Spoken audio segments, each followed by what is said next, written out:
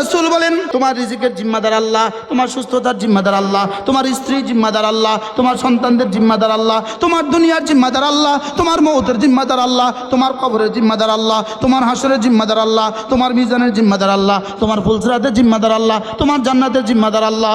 এবার বলুন তো দেখি এটা প্রতিদিন কতবার নেবেন? 24 ঘন্টা। দিলে রাখবো কতক্ষণ? নিঃশ্বাস আছে যতক্ষণ। জবানে বলবো কতক্ষণ? সাধ্যে কুলায় যতক্ষণ। এজন্য ওয়াসারিউ ইলা মাগফিরাতিন মির রাব্বিকুম ওয়া জান্নাতিন আরদুহাস সামাওয়াতু ওয়াল আরদু উইদ্দাত লিল মুত্তাকিন। রব্বুল আলামিন বলেন দৌড়াও দৌড়াও দৌড়াও ওই জান্নাতের দিকে দৌড়াও যে জান্নাতের প্রস্থ জমিন থেকে আসমান। ইয়ালামুনা যাহিরাম মিনাল হায়াতিদ দুনিয়া ওয়া হুম আনিল আখিরাতি হুম গাফিলুন। দুনিয়া কিভাবে বুঝলাম? যদি 10 কোটি বার পড়লে একতলা বাড়ি দিত ঢাকা। 10 কোটি বার পড়লে একতলা বাড়ি। মুসলমান 10 কোটি বার পড়তো, লেকিন এখানে রাসূল বলেন একবার পড়বা। আমি জীবনে সত্য বলেছি না মিথ্যা বলেছি? আমি সত্যবাদী, আমি জীবনে মিথ্যা বলিনি একথা আমার মা কসম খেয়ে বলার কোনো সুযোগ নাই। আমার মা জীবনে মিথ্যা বলেনি একথা আমি কসম খেয়ে বলার সুযোগ নাই। পৃথিবীর কোনো মা কসম খেয়ে তার ছেলের সত্যায়ন করে না। পৃথিবীর কোনো বাবা কসম খেয়ে তার স্ত্রীর সত্যায়ন করে না, তার সন্তানের সত্যায়ন করে না। পৃথিবীর কোনো সন্তান কসম খেয়ে তার মার সত্যায়ন করতে পারে না। রব্বে কারীম বলেন আমি কসম খেয়ে আমার হাবিবের সত্যায়ন করছি, যিনি তোমার সেরও জানেন জাহারও জানেন, তিনি তোমার খাফিও জানেন আখফাও জানেন, যিনি চোখের ইশারাও জানেন, হৃদয়ের স্পন্দনও জানেন। শুধু তা না, 40 বছর পরে তোমার হৃদয়ে কি আসবে তিনি সেটাও জানেন। তিনি কসম খেয়ে বলেন আমি আমার হাবিবের জবানের সত্যায়ন করছি, তিনি জীবনে কখনো মিথ্যে বলেননি। এবার বলেন আমি আমার হাবিবের চোখের সত্যায়ন করছি, মা যাগাল বাসারু ওয়া মা তাগা। আমার হাবিবের চোখ জীবনে বাঁকা কিছু দেখেনি, আমার হাবিবের বিবেক কখনো খোয়ায়নি, আমার হাবিবের জবান জীবনে বাঁকা কিছু বলেনি। এবার কি বলে? মা কাযাবাল ফুয়াদ মা কাযাবাল ফুয়াদ ওয়া মা রাআ। তার হৃদয় জীবনে বাঁকা কিছু কল্পনাও করেনি। বলতে বলতে এবার বলে আর কত বলবো? যাও একসাথে বলে দিলাম, ইন্নাকা লাআলা খুলুকিন আযীম, ইন্নাকা লাআলা খুলুকিন আযীম। শাবাশ শাবাশ, ইন্নাকা লাআলা খুলুকিন আযীম। আপনি মহান চরিত্রে আসীন হয়ে আছেন, যান। এবার রব বসাবেন। রব বসাতে বসাতে বসাতে বসাতে দিতে দিতে দিতে দিতে দিতে দিতে দিতে দিতে দিতে দিতে দিতে দিতে দিতে দিতে দিতে দিতে দিতে এক পর্যায়ে রব্বে কারীম বলবেন ফেরেশতা আর দিতাম না, আসবাব দেয়া শেষ, এবার ওকে পুরস্কার হিসেবে আমি না আমাকে দিয়ে দেব। এই জন্য যেন রব্বুল আলামিন বলেন এটা যেহেতু আমার, এজন্য এখানে রাখবা শুধু আমাকে, এখানে রাখবা শুধু আমাকে, এখানে আর কাউকে রাখা যাবে না, এখানে আর কাউকে রাখা যাবে না, কোনো বাতিল মাবুদ এখানে রাখা যাবে না, কোনো হারাম প্রেম এখানে রাখা যাবে না, কোনো গায়রুল্লাহর ভালোবাসা এখানে রাখা যাবে না, এখানে রাখবা শুধু আমাকে, এখানে রাখবা শুধু কাকে? এখানে রাখবা শুধু আমাকে। এজন্য আমি বলি এ বুকে শুধুই তুমি, এ বুকে শুধুই তুমি, বলেন এ বুকে শুধুই তুমি, এ মুখে শুধুই তুমি, দু চোখে শুধুই তুমি, সুবহানাল্লাহ। দু চোখে শুধুই তুমি, এ মুখে শুধুই তুমি, এ হৃদয়ে শুধুই তুমি, এ বুকে শুধুই তুমি, এ বুকে শুধুই তুমি, লা ইলাহা ইল্লাল্লাহ। আমি এবার বললাম রব্বুল আলামিন আমি যদি হৃদয়ে এটা লালন করি, জবানেও যদি এটা পড়তে থাকি, আপনি আমাকে কি দিবেন? রব্বুল আলামিন বলেন যাও কথা দিলাম, মান জাআ বিল হাসানা ফালাহু খায়রুম মিনহা।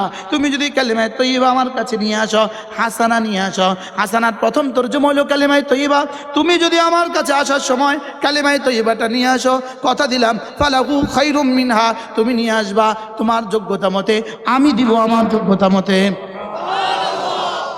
আমি বললাম রব্বুল আলামিন আপনার যোগ্যতার সর্বনিম্ন মেকদার কদ্দুর, আপনার যোগ্যতার সর্বনিম্ন পরিমাণ কদ্দুর? রব্বুল আলামিন যেন বলেন আমার যোগ্যতার সর্বনিম্ন পরিমাণ 10 দুনিয়া বরাবর জান্নাত। এখানে মন্ত্রী মহোদয় আসলেন, আপনারা তার কাছে একটা দাবি জানাইলেন, দাবি জানার পরে উনি পকেট থেকে 5 টাকা বাইর করে দিল, আচ্ছা 5 টাকা দিলাম ধরো তোমাদের জন্য, আপনারা কি বলবেন? মাথা খারাপ। একটা মন্ত্রী 5 টাকা দেয়, এটা বুঝি কথা? বুঝুন। আচ্ছা যদি 50 টাকা দেয়, যদি 500 টাকা দেয়, যদি 5000 টাকা দেয়, যদি 50,000 টাকা দেয়, 5 কোটি লাগবে। 5 কোটি দিলে মোটামুটি একটা সহনশীল, ঠিক আছে, তো ওনার পজিশন অনুযায়ী মোটামুটি সহনশীল হয়েছে 5 কোটি। যদি প্রধানমন্ত্রী আসে তাহলে 50 কোটি। প্রধানমন্ত্রী 50 কোটিও দিবে না, প্রধানমন্ত্রী দিতে হয় প্রজেক্ট। কি দিতে হয়? ওখানে টাকা নয়, যাও মেডিকেল কলেজ করো, যাও, যত 1000 কোটি টাকা লাগে যাও। তাইলে আপনি যদি জিজ্ঞেস করেন হুজুর রব্বে কারীমের এরকম সর্বনিম্ন তার সম্মান বহন করে, তার সম্মানের সর্বনিম্ন মেকদার কদ্দুর, সর্বনিম্ন পরিমাণ কদ্দুর, রব্বে কারীমের সম্মানের সর্বনিম্ন পরিমাণ 10 দুনিয়া বরাবর জান্নাত। মান জাআ বিল হাসানাতি ফালাহু খায়রুম মিনহা। তুমি যদি আমার কাছে আসার সময় কালিমায়ে তয়্যিবাটা নিয়ে আসো, তুমি যদি আমার কাছে আসার সময় লা ইলাহা ইল্লাল্লাহ মুহাম্মাদুর রাসূলুল্লাহ এটা যদি আসার সময় নিয়ে আসো, কথা দিলাম 10 দুনিয়া বরাবর জান্নাত দিয়ে দিব। কি হয়? এবার বলুন তো দেখি, এটা প্রতিদিন কতবার নেবেন, কতবার বলবেন? ব্যাগে এটা কতবার রাখবেন? 24 ঘন্টা। দিলে রাখবো কতক্ষণ? নিঃশ্বাস আছে যতক্ষণ। জবানে বলবো কতক্ষণ? সাধ্যে কুলায় যতক্ষণ। দিলে রাখবো কতক্ষণ? নিঃশ্বাস আছে যতক্ষণ। লা ইলাহা ইল্লাল্লাহ। আন আবি দারদা রাদিয়াল্লাহু তাআলা আনহু আন্নাহু قال قال رسول الله صلى الله عليه وسلم من قال لا إله إلا الله 100 مرة لم يبعثه الله يوم القيامة إلا ووجهه كالقمر في ليلة البدر أو كما قال عليه الصلاة والسلام। আল্লাহ নবী ইরশাদ করেন, আমার উম্মতরা শুনো, তোমাদের মধ্যে কেউ যদি প্রতিদিন 100 বার কালিমা তয়্যিবা পড়ো, আমি নবী কথা দিলাম আল্লাহ তাআলা তাকে হাসরের ময়দানে তুলবেন না, অবশ্যই তুলবেন, তার চেহারা হবে পূর্ণিমার চাঁদের মতো। করবো তো? মূলত পূর্ণিমার চাঁদ বললেন কেন? এর চেয়ে সুন্দর কিছু তুমি কল্পনা করতে পারবা না, এজন্য এটাই বলেছি। সুবহানাল্লাহ বলবেন না? মূলত 10 দুনিয়া বললেন কেন? দুনিয়া একটা কিছু তোমার কল্পনায় বসে আছে, দুনিয়া একটা কিছু তোমার কল্পনায় এঁকে আছে, কিন্তু তুমি কেন? সারা পৃথিবীর সমস্ত বিজ্ঞান যদি একসাথে জমা করা হয়, সারা পৃথিবীর সমস্ত টেকনোলজি যদি একসাথে জমা করা হয়, তো পৃথিবীর এক কোনাও আবিষ্কার করতে পারে নাই। দুনিয়া তো থাক দূরের কথা, লেকিন তোমার দিলে একটা কথা বসে আছে, দুনিয়া দুনিয়া দুনিয়া। এই জন্য এটারই 10 গুণ বলে দিলাম, যাও। এজন্য ওয়াসারিউ ইলা মাগফিরাতিন মির রাব্বিকুম ওয়া জান্নাতিন আরদুহাস সামাওয়াতু ওয়াল আরদু উইদ্দাত লিল মুত্তাকিন। রব্বুল আলামিন বলেন, দৌড়াও দৌড়াও দৌড়াও, ওই জান্নাতের দিকে দৌড়াও যে জান্নাতের প্রস্থ জমিন থেকে আসমান, যে জান্নাতের প্রস্থ জমিন থেকে আসমান। আমি বললাম রব্বুল আলামিন আসলে প্রস্থ কদ্দূর? কই জমিন থেকে আসমান, তাহলে দৈর্ঘ্য কদ্দূর? রব বলেন প্রস্থ যদি জমিন থেকে আসমান হয়, দৈর্ঘ্য কদ্দূর কল্পনা করো। এবার বললাম আল্লাহ দৈর্ঘ্য জমিন থেকে, প্রস্থ জমিন থেকে আসমান, তবে এটা কদ্দূর? শুধু তুই একটু বুঝে নে, জমিন আর আসমান এটা তো তোর আকরাবিল আল ফাহাম, তোর জাহানের কাছাকাছি, এই জন্য আমি বলে দিলাম জমিন থেকে আসমান। তাহলে জমিন থেকে আসমান আসলে কি প্রকৃত দূরত্ব, নাকি আসলে আল্লাহ তাআলা এর চেয়ে বেশি কিছু বুঝবো না আমরা, এই জন্য বলেছেন? আমার জানা নাই ঢাকা শহরের সর্বোচ্চ বাড়িটা কদ্দূর। ঢাকা শহরের সর্বোচ্চ বাড়িটা 32 তলা। আচ্ছা কালেমায়ে তয়্যিবা 1 কোটি বার পড়লে যদি আপনাকে 32 তলা বাড়িটা দিয়ে দিত, আপনি কতবার পড়তেন? আচ্ছা এবার বলুন তো দেখি, একবার পড়লে জান্নাতে কত দিবে? এখন কতবার বলা দরকার? 32 তলা। যদি বলতো শুধু ড্যামরা 1 কাঠা জায়গা দিবে 1 কোটি বার পড়লে, পড়তো না? পড়তো না? বলেন তো। হ্যাঁ, ইয়ালামুনা যাহিরাম মিনাল হায়াতিদ দুনিয়া ওয়া হুম আনিল আখিরাতি হুম গাফিলুন। দুনিয়া কিভাবে বুঝলাম? যদি 10 কোটি বার পড়লে 1 তলা বাড়ি দিত ঢাকা, 10 কোটি বার পড়লে 1 তলা বাড়ি। মুসলমান 10 কোটি বার পড়তো,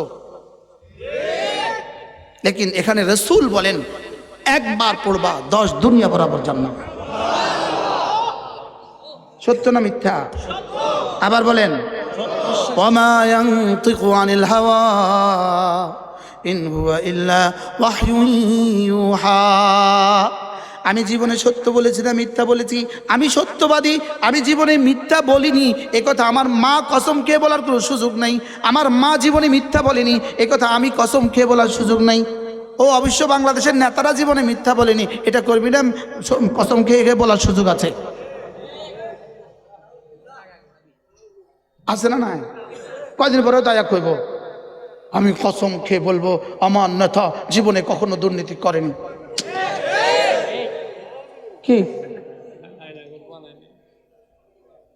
পৃথিবীর কোনো মা কসম খেয়ে তার ছেলের সত্যায়ন করে না, পৃথিবীর কোনো বাবা কসম খেয়ে তার স্ত্রী সত্যায়ন করে না, তার সন্তানের সত্যায়ন করে না, পৃথিবীর কোনো সন্তান কসম খেয়ে তার মার সত্যায়ন করতে পারে না।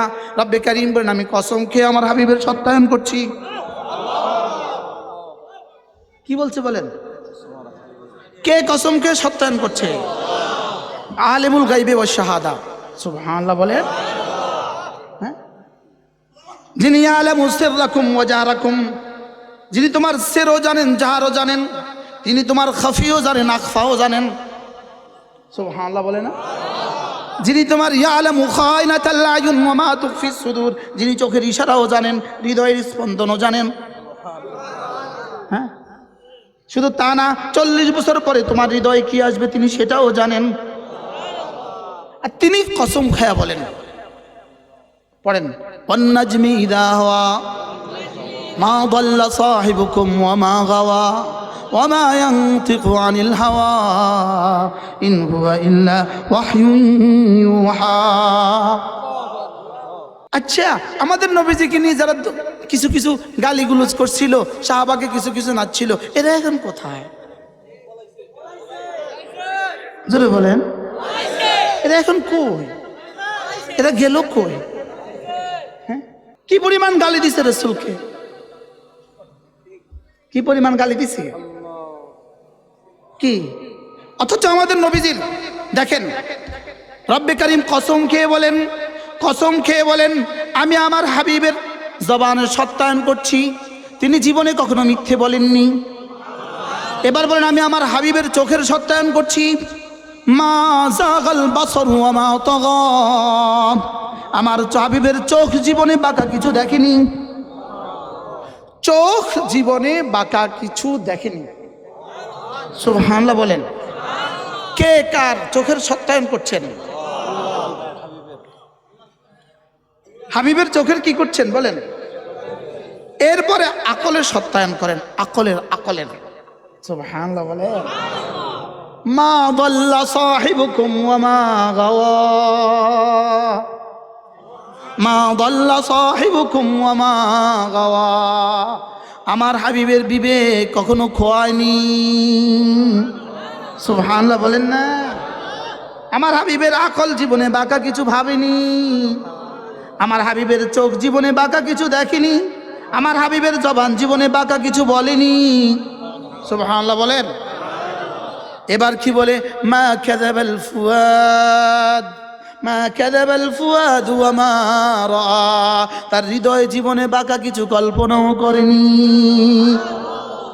আচ্ছা, পৃথিবীর কেউ কারোর ব্যাপারে এমনটি বলুক, বলতে পারছে না পারবে কিয়ামত পর্যন্ত? কি বলতে পারছে না পারবে? তিনি বলেন, যাকে তাসদীক করেছেন তার জবানের, তার রব। চোখের তাসদীক, দিমাগের তাসদীক, কলবের তাসদীক। বলতে বলতে এবার বলে, আর কত বলবো, যাও একসাথে বলে দিলাম, ইন্নাকা লাআলা খুলুকিন আযীম, ইন্নাকা লাআলা খুলুকিন আযীম। শাবাশ শাবাশ, ইন্নাকা লাআলা খুলুকিন আযীম, আপনি মহান চরিত্রে আসীন হয়ে আছেন। যান, খুলুকে আজিমের একটা আসন আছে, মহাচরিত্রের একটা আসন আছে, এর উপরে আপনি আসীন হয়ে আছেন। তিনি জীবনে কয়টা কথা মিথ্যে বলেছেন? জোরে বলেন। কি? আপনার বাবা যে আপনার বাবা, এটার প্রমাণ কে? আমার মা জীবনে কখনো মিথ্যে বলে নাই।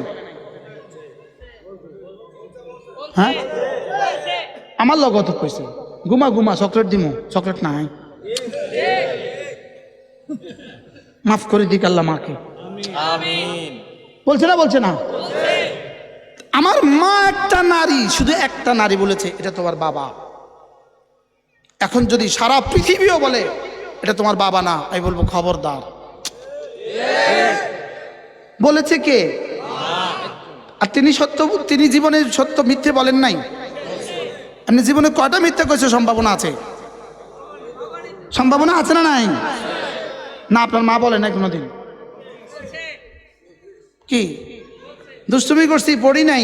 আব্বা আইসে আর মা কয়, আব্বাজি ও কি করছে? ও মাকে পরে পড়তে বসছে, জি বসছে।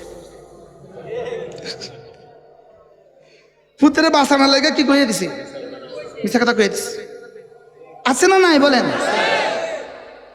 বাহরাল আমি বুঝাতে চাচ্ছিলাম, আমার মা জীবনে শত শত কথা মিথ্যে বলা সত্ত্বেও আমার বাবার ব্যাপারে মাই শুধু দলিল, আর মার এই কথাটাকে আমি যুদ্ধ জীবন বাজি লাগায় বিশ্বাস করছি। এটাই আমার চিরসত্য কথা। ইনি আমার বাবা, আমার মা বলেছেন, সোয়া লাখ নবী জান্নাতের সংবাদ দিয়েছেন, এরপরেও তোমার কেন বিশ্বাস হয় না? কি যিনি জীবনে কখনো মিথ্যে বলেননি, সুবহানাল্লাহ বলেন, যিনি জীবনে কখনো কি বলেননি, শুধু মিথ্যা না, মিথ্যার ধারণাও তিনি কখনো করেননি। কি ভাই, তার চোখ জীবনে ভাগা কিছু, তার দিমাগ জীবনে ভাগা কিছু কল্পনাও করেনি, তার দিল জীবনে কখনো মিথ্যার কি কল্পনাও করেনি। তিনি বলেন একবার কালিমায়ে তয়্যিবা 10টা দুনিয়া বরাবর জান্নাত। এবার কতবার বলা উচিত? কি ভাই, আল্লাহ চলেন নিয়ত করি, কমপক্ষে দিনে 100 বার, রাতে 100 বার পড়বই পড়ব। লা ইলাহা ইল্লাল্লাহ, লা ইলাহা ইল্লাল্লাহ, লা ইলাহা ইল্লাল্লাহ। এখানে বাজার করতে আসছি, তাহলে এখানে ব্যাগ আছে, ব্যাগ এখানে একটা ব্যাগ আছে, এখানে একটা ব্যাগ আছে। এই ব্যাগে যেগুলো উঠাতে হয় সেগুলোর নাম হাসানা, আর এই ব্যাগে যেগুলো উঠে এগুলোর নাম সাইয়্যা। এই ব্যাগে যেগুলো উঠে ওগুলোর নাম কি বলেন? সাইয়্যা। আর এই ব্যাগে যেগুলো উঠে ওগুলোর নাম কি? হাসানা। মজার বিষয় হলো 10-এর নিচে কোনো হাসানা নাই। কি নাই বলেন? মজার বিষয় হলো 1-এর উপরে কোনো সাইয়্যা নাই। কি গুনাহ 1-এর উপরে লেখা হয় না, আর নেকি 10-এর নিচে লেখা হয় না। এটা কি সিস্টেম বলেন তো? আজীব সিস্টেম। সিস্টেমটা কেমন? গুনাহ যদি নিয়ত করে, এদিকের ফেরেশতা হলো মামুর, এদিকে ফেরেশতা হলো আমির সাহেব। গুনাহ করার সঙ্গে সঙ্গে এদিকে ফেরেশতা জিজ্ঞেস করে, আমির সাহেব আক্তুবু, লিখবো? তা আমির সাহেব বলে, এই লা তাকতুব, লিখবি না। অন্তাজের সা, 1 ঘন্টা অপেক্ষা কর। 1 ঘন্টা পরে আবার জিজ্ঞেস করে, আক্তুবু, লিখবো? লা তাকতুব, লিখবি না। অন্তাজের সা, 1 ঘন্টা অপেক্ষা কর। একাধারে 6 ঘন্টা, 6 ঘন্টা করে পরে জিজ্ঞেস করে, আমি সাহেব আক্তুবু, লিখবো? কেন, ও কি এখনো তওবা করেনি? তো এদিকে ফেরেশতা বলে, না তো করে নাই। এবার এদিকে ফেরেশতা বলে, লা তাকতুব, লিখবি না। ইল্লা সাইয়্যাতান বিসাইয়্যাতিন, তবে একটার কারণে শুধু একটা লিখবি, খবরদার 2টা লিখবি না। কি ভাই? আর এদিকের ফেরেশতা নেকি কোশ্চেন সঙ্গে সঙ্গে 10, ইনার বেলায় 10। আপনি আবার মাইন্ড করিয়েন না, ইনার বেলায় 10, ইনার বেলায় 10,000, আরে ইনার বেলায় 10 লাখ, আরে ইনার বেলায় 10 কোটি। ইনার বেলায় ফেরেশতা কি বলে, আল্লাহ তাকে কত নাম্বার দিব, এটা আমার কলমে আসে না। তো আল্লাহ তাআলা জিজ্ঞেস করেন, আল্লাহ তো জানেনি, আল্লাহ জিজ্ঞেস করেন কেন রে? তো বলবে, আল্লাহ ও কি পরিমাণ ভালোবাসায় পড়ছে, ওর ভালোবাসা আমার কলমে ধরে না। তো আল্লাহ তাআলা বলবেন, এটা আমার জন্য রেখে দাও, এটা আমি বসাবো। আচ্ছা এবার কি পরিমাণ বসাবেন? কি এবার রব বসাবেন। রব বসাতে বসাতে বসাতে বসাতে দিতে দিতে দিতে দিতে দিতে দিতে দিতে দিতে দিতে দিতে দিতে দিতে দিতে দিতে দিতে দিতে দিতে এক পর্যায়ে রব্বে করিম বলবেন, ফেরেশতা এটা আমার বন্ধু, এটা আমার সিদ্দিক। কি? এটা আমার সিদ্দিক। ওকে কোনো জান্নাতের আসবাব দিয়ে আর দিতাম না, আসবাব দেয়া শেষ। এবার ওকে পুরস্কার হিসেবে আমি না আমাকে দিয়ে দেব। এটাকেই বলছেন ওয়ানা আজজিবি ওয়ানা উজজাবি। সুবহানাল্লাহ বলেন। আজজিবি বুঝছেন তো আজকে, এরপরে কি? উজজাবি, আমি দিব, আমি হব। আমি দিব আর আমি হব 1 না 2? আমি দিব অর্থ কি? দিয়া দিব। আর আমি হব অর্থ কি? সুবহানাল্লাহ বলে। এবার এদিকের ফেরেশতা গুনাহের নিয়ত করছে, গুনাহের কি করছে, নিয়ত করছে, শুধু একটা নিয়ত করছে আগামী নির্বাচন করব, নির্বাচিত হইলে সিঙ্গাপুরে একটা বাড়ি বানাবো, এদের নিয়ত করছে। তো এদিকে ফেরেশতা নিয়ত করে ফেলছে। তো নিয়ত করার পরে এদিকে ফেরেশতা এদিকে আমি সাহেব লিখবো। তো এদিকে ফেরেশতা বলে কি হয়েছে, ও গুনাহের নিয়ত করছে। ফাজলামি করিস না, গুনাহের নিয়ত লিখতে হয় না। আচ্ছা, এবার এদিকে ফেরেশতা শুধু নিয়ত করছে, আল্লাহ যদি আল্লাহ আপনি তৌফিক দেন আগামী ইজতেমা থেকে ইনশাআল্লাহ 3 চিল্লা যাব। তো এদিকে ফেরেশতা ছায়া রয়েছে, এদিকে ফেরেশতা খাট করে লিখে ফেলছে। আপনি যেটা লিখে ফেললেন, আমার নিয়ত করছে আর লিখতে না মানা করছেন, আর আপনি ও নিয়ত করছেন নেকি, আপনি যে লিখে ফেললেন। হ্যাঁ, নেকির নিয়ত করলে করার চেয়ে ভালোটা লিখতে হয়। সকলেই নিয়ত করেন, আমি আমার ছেলেকে, আমি আমার মেয়েকে কোরআনে কারীম শিখাবো, বলেন ইনশাআল্লাহ। আল্লাহ এই মুহূর্তে লিখে দেন, আল্লাহ লিখে ফেলেন, আল্লাহ তৌফিক দান করেন। কি লেগে হাত তুললেন? আল্লাহ আমি নিয়ত করতেছি আমার সন্তানকে, ছেলে হোক মেয়ে হোক, আমি দিন শিখাবো। ওই মুরব্বী কিভাবে বলতেছে, হবে না তো, আর এর লেগে বলতেছে কি নাতিপুতি আছে। নিয়ত করলে কি করে বলেন, নিয়তুল মুমিনে খায়রুম মিন আমালি, মুমিনের নিয়ত আমলের চেয়ে কি শ্রেষ্ঠ। সুবহানাল্লাহ বলেন। তাইলে দুনিয়া কেন আসছি বলেন, কি বাজার করার জন্য। এদিকে যেটা তুলবো এটার নাম কি হাসানা, আর এদিকে যেটা তুলবো এটার নাম কি মজার খবর আছে, মজার বিষয় আছে, বলবো। মজার বিষয় হলো এদিকে যেগুলো উঠে, যেগুলো এখানে উঠে, এগুলো আবার রব মাঝে মাঝে মুছে দেয়। মাঝে কি কয়, মাঝে এটা মুছে, রব এভাবে মুছে দেয়। কি মুছে দেয়? হুজুর কখন মুছে, কেমনে মুছে হুজুর, কেমনে মুছে? বলে যখন তুমি ফজরের নামাজ পড়বা আর জোহরের নামাজ পড়বা, তো জোহর নামাজ পড়া মাত্রই এদিকে যা জমা হয়েছে ওই সময়ে রব আস্তে করে কি ওমা কাদারুল্লাহ হাক্কা কাদরি, আমি বুঝাবার জন্য এই নকশা খিচ্ছি, এভাবে মুছে দেয়। তো মুছে গেছে কিন্তু দাগ দেখা যায়, মুছে গেছে কি দেখা যায়।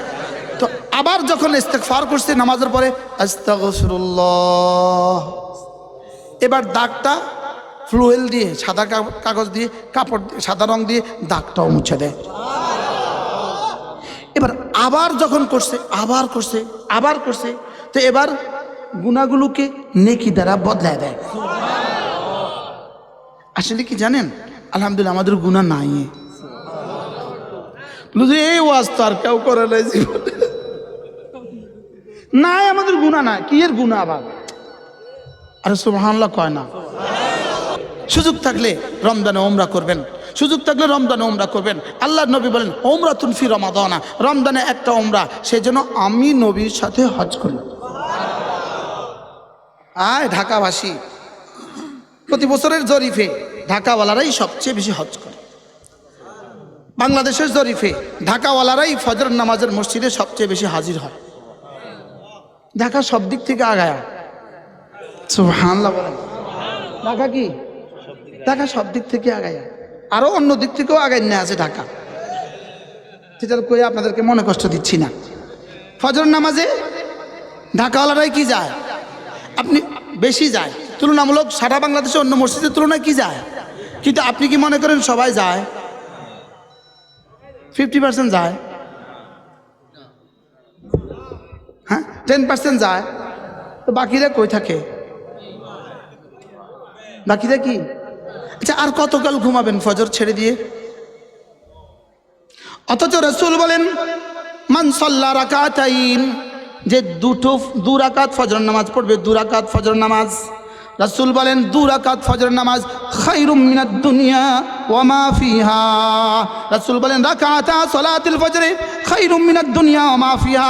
ফজরের 2 রাকাত নামাজ দুনিয়ার মধ্যে যা আছে তার চেয়েও দামি।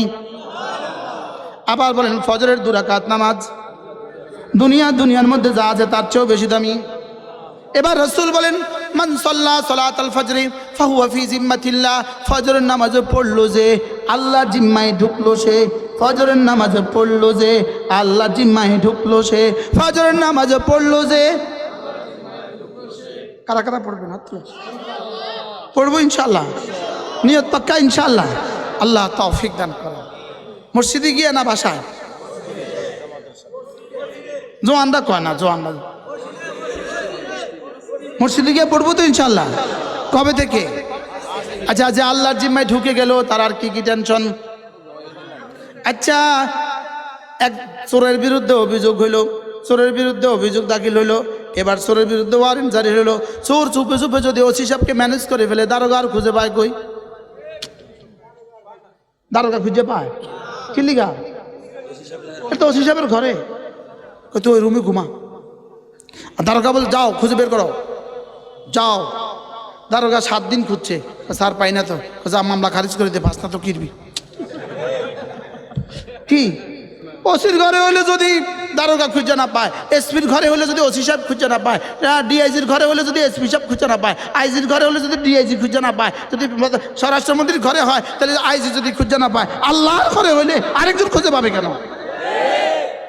এখানে জিম্মাদার কে? সুবহানাল্লাহ। বলেন এই জন্যই পেঁয়াজের দাম যত বাড়ুক ইমাম সাহেবের কোনো টেনশন নেই, কারণ ইমাম সাহেবের বেতন কোনো বাড়ে না।